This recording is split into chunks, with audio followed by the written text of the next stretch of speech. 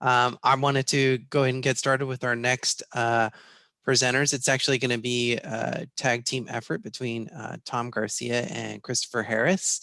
Tom Garcia is going to introduce a really interesting web online platform that's been designed by CodeCycle. And Christopher Harris is from the city of Concord, and he's actually a user that is using, their jurisdiction is using CodeCycle. I will leave it at that, and I'm going to pass it on to Tom Garcia to get started with his presentation on things, on showing us how this whole thing works. Great. All right. Thanks, Chris. And just making sure everybody can see me here. I'm connected. Don't know how much of my screen is showing, but and my audio is working fine. Yeah, looks like we can see you. And okay. If we can have if we can stop sharing our screen here so that Tom could share his screen, that would be great. Okay, so there we go. So I'll share my screen real quick here. And get going here. So you should be seeing the CodeCycle, just a short little slideshow here. And we'll play it from this. So CodeCycle is a web-based app. We've taken the lighting standards so far, Title 24 energy standards, indoor lighting provisions, and we've developed it into a tool that inspectors can use. And while they're in the field, they can open up an iPad, and that was our first kind of iteration of the tool. And it starts with I'm not sure why I can't advance my slides, but we'll click it here. So it starts with a design that designers, architects can use, and it's on a computer screen. They can input the drawing, outline the rooms, and put in loom groups and so forth. The next thing that they can do is then we push it over to the iPad application for the inspector to use in the field. They choose a room. The tool pops open a list of questions for them to answer. What CodeCycle helps is it helps design construction teams and building departments. We prioritize the compliance process for building officials, directing inspectors to those items that are first and foremost and that will save the most energy. We present the code requirements in a plan view on a space-by-space basis in both the design tool and the application. And we help catch errors and discrepancies early in the automated analysis. When the designer is using the tool, they can see quickly that things do or don't comply.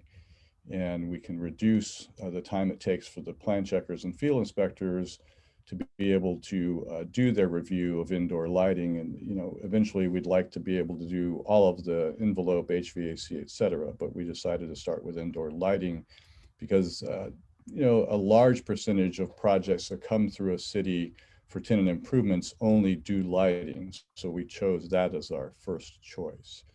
And then just here is a couple of users' comments about the tool. I won't spend too much time on this, and it is in the slide deck that, if you want to go back and look through the BayREN slide deck, these slides will be there.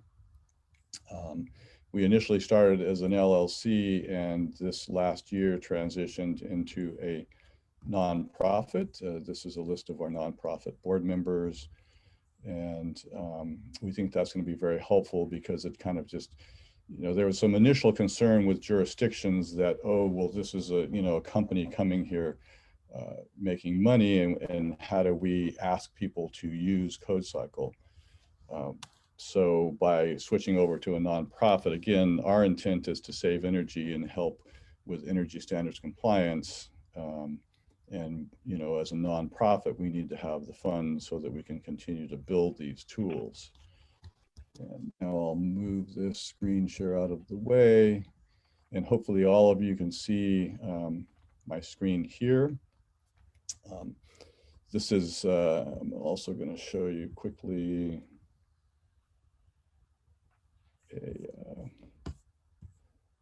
what we start with. So we start with a lighting plan, and we bring that into the tool. The designer brings that into the tool.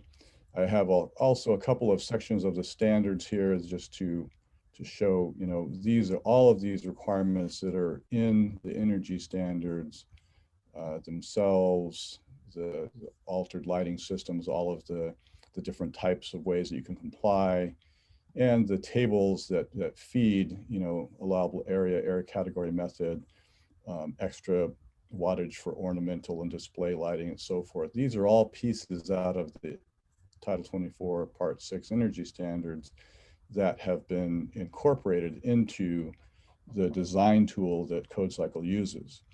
So a designer brings in a floor plan from a single page PDF. They build a luminaire schedule, and I'll just stop briefly. Let me know if you can actually see my screen as I'm scrolling along, make sure that everybody's seeing the same page. Yeah, we can see it, Tom. We can see it. Okay, great.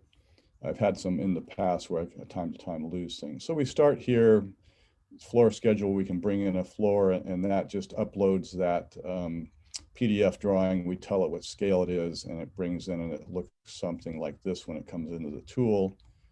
And then as we start drawing and building our tool, we simply can zoom in, and I've already started a piece of this project, and I'm just going to show you quickly, you know, by holding the shift key, I just draw a line across here, separate these two rooms quickly. And now I know that all three of these are offices and they only have one luminaire. So I choose my luminaire tool, outline each of those luminaires in that room. Now I quickly go up here and just tell it that that's office 209. And I can choose, this drop down is all of the possible types of spaces for area category. And I choose from my luminaire schedule that I built that there's one luminaire, and I'm going to choose just a full-on occupant sensor. And again, you have every type of possible code requirement for any of the uses. You can tell it it's general lighting, task, decorative, whatever you want. So all of the provisions of the standards are in these drop-down menus, all the way up to power adjustment factors, etc. So once I've done that in this tool, you can also, if you've got multiple rooms at the same, you can quickly tell it that these other rooms are the same, and then you would just title the room as well. And then you'll title this room. This is probably a little more information, but maybe some of you want that. And then, you know, for this additional room here, it's got some other luminaire fixtures, and this one happens to be a break room. And I can tell it by hitting the letter L for lounge from our drop-down menu. I can quickly just type the letter, and it puts that in. And I can tell it that we're using 2x2s, and let's say that we've got 8 2x2s, and we've got full-on aux sensors, and I hit check compliance, and it will tell me whatever complies. So now I can go around and see, you know, these things comply, and I may need to draw a window in here. And then I can now again check compliance and see if the daylighting comes in. We'll go down to this other room here. This is a portion of the building where I've drawn the whole building. And we can see that this room has more daylighting area on it. And it says that this is shown in red that doesn't comply.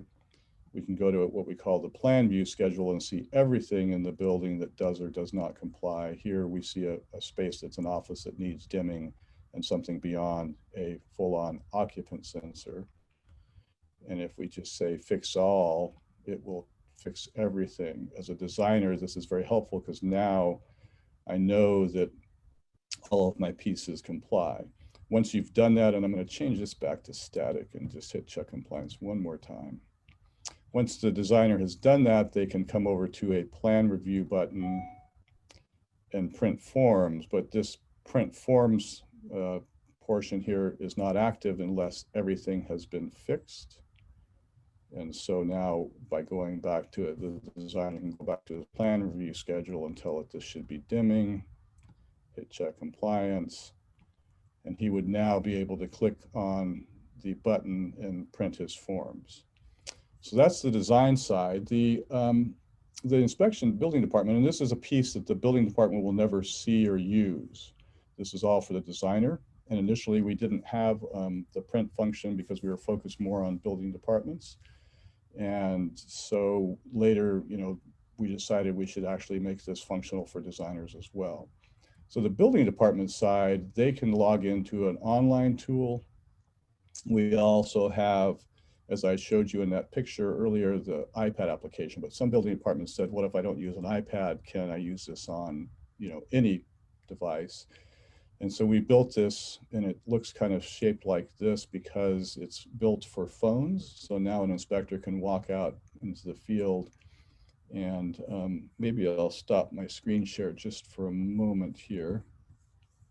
Any questions so far? Yeah, Tom, before we get to questions, wanted to have Christopher. Well, no, Harris. I'm just, I've got a few more things I wanted to show. I just stopped okay. my screen share because I wanted to kind of show you, you Yeah. know, inspector in the field, you can just, you know, pop open your iPad, and here's what it would look like live.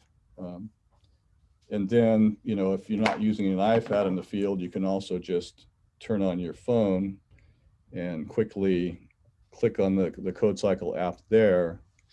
And we have this, which looks just like the computer screen that I was sharing. So let me go back quickly to a share screen mode. How much time do I have, Damon? Are we doing okay? Depending on how much Chris has to say, you got a couple more minutes, and then okay, I think yeah. I can do that in about 2 more minutes of sharing. I just wanted to kind of spend 1 more minute on, so we have our design tool here where the designer has looked at this. The building department on their computer screen, if they're using 2 screens for doing plan review, they can also come in here and open the project.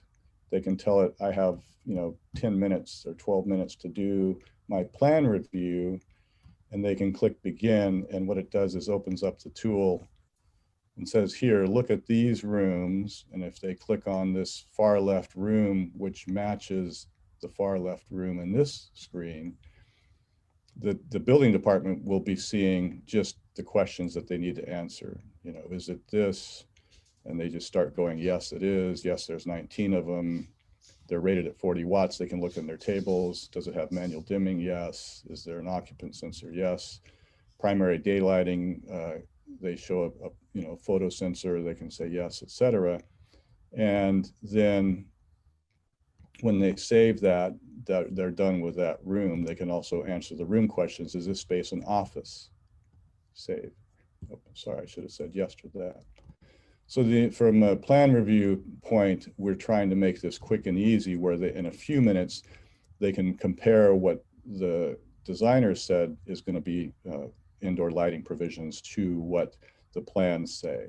And then the same thing in the field, when the inspector is in the field, they can choose an MEP that they're going out for, you know, a suspended ceiling, and the same tool will pop open having similar questions.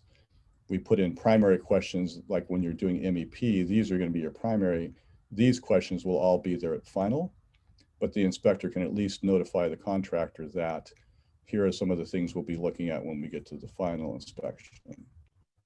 So that's kind of a quick and dirty overview of the 2 pieces. This is a free software to building departments, and it's a free software to designers. It will always be that way. We plan to fund the tool through ratepayer funding. So very cool, Tom. Yeah, and Christopher Harris, if you could just share your experience, you know, as a city entity having to do this and use this tool. I mean, it looks really cool, like to be able to tell, especially the feature that says, hey, I've got 15 minutes on the field? What are the things I need to look for? Because I know that's a key feature when you're an inspector and you're going out on the field. And then just curious about the plan check part too, Christopher. Sure. So I'm a plan check engineer with the city of Concord. We started using the CodeCycle app about a year or so ago, probably almost close to 2 years. We've been directing all commercial projects that include lighting to submit their drawings to CodeCycle for review and implementation. When we first started out, Tom was at CodeCycle was putting a lot of these projects into the app himself. As the tool has progressed, now a lot of our designers are opting to do that themselves. It's a very quick turnaround. It's an easy to use tool. From the city side, it clears things up from trying to match forms to plans, because now we're looking at plans to plans. And ultimately that's the time saver. And we're also relying on CodeCycle tool to really catch the mistakes before we even look at it. And it simplifies us having to spend an enormous amount of time going through and matching stuff up. So that's where the time saving comes in from the city. And we ultimately would like, at some point to truly rely on that to be, it has a CodeCycle stamp of approval and it's printing out the forms as Tom showed in the CodeCycle app, prints out the forms, Title 24 forms. That's almost good enough for the city from a plan check, and we'd be minimizing any time that we involve, plan checking that stuff. So it's great. It's helping us save some time. I think it's helping us catch some things that might have been missed. And we look forward to it being, more than just the lighting as it kind of moves in and morphs and is able to take, other entities such as the mechanical or the envelope and track that. Yeah, that's really cool. And I think it's really great. And we're going to have more at the Q&A. I have lots of questions, but I will hold off. I have lots of things I'd like to ask you guys about, but we've got another presenter to go to go next, which has a really great app, and I'm going to pass it off to Barry for that intro.